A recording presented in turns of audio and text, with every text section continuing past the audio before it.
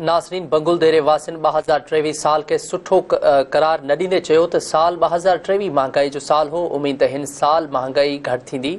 उन हवाले सां पेश आहे हीअ रिपोर्ट।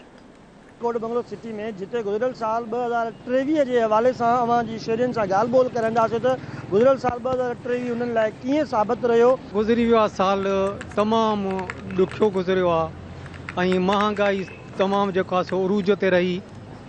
खाद खुराक जूं जेके बि शयूं हुयूं आसमान सां उन्हनि ॻाल्हियूं करणु लॻियूं। बाक़ी 2024 जेको साल जेको अॼु पहिरियों ॾींहुं आहे, असां अलाह पाक खां इहा दुआ था घुरूं त अलाह पाक इहो असां सभिनी जे लाइ जो साल जेको आहे सो ख़ुशियुनि भरियो। 2023 हिकु दहशतगर्दी जो साल गुज़रियो।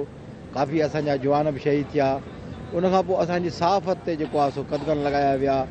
अञा ताईं उहे पाबंदियूं हलनि थियूं। हक़ सच लिखण ते पाबंदी आहे। 2024 में बि बसि दुआऊं आहिनि त हक़दारनि खे उन्हनि जा हक़ मिलनि ऐं इहो ज़ुल्म जबर ज़्यादतियूं ॾोह इहे ख़तमु थियनि। हलंदड़ साल 2024 में काफ़ी सारियूं उमेदूं आहिनि त 2024 इंशाअल्लाह असां लाइ तमामु बहितर साबित थींदो। कैमरामैन टीम सां गॾु साग ओपांग, न्यूज़ कोट बंगलो।